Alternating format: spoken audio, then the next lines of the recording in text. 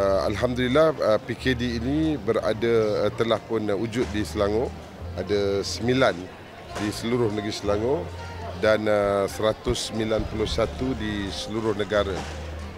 PKD ini adalah satu perkara yang diilhamkan oleh Yang Amat Berhormat Datuk Seri Dr. Ahmad Zahid Hamidi selaku Menteri KKDW agar dapat KKDW keluar bersama dengan seluruh agensi untuk mendekati masyarakat, menyampaikan segala maklumat, perkara-perkara yang boleh dibantu atau di bawah seliaan KKDW. Dan kita juga bersyukur selain daripada agensi atau jabatan yang berada di bawah KKDW, di Gombak ini sebagai PKD Mobile, kita turut berada bersama dengan kita ialah Celcom DG yang membawa atau mengenalkan suatu program yang dikenal sebagai Medidoc agar dapat kita membuat saringan yang lebih teliti berkenaan kesihatan dan sebagainya. Inilah antara perkara yang kita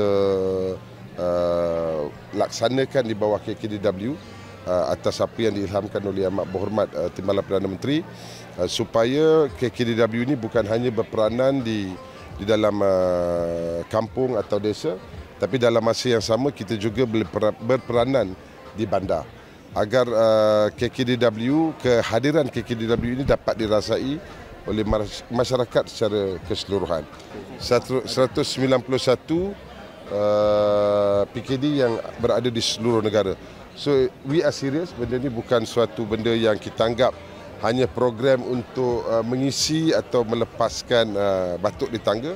Tapi PKD ini adalah satu program yang penting agar ianya menjadi satu daripada tempat rujukan bagi semua rakyat di bandar, di desa dan di kampung dan seluruh pelosok tanah air.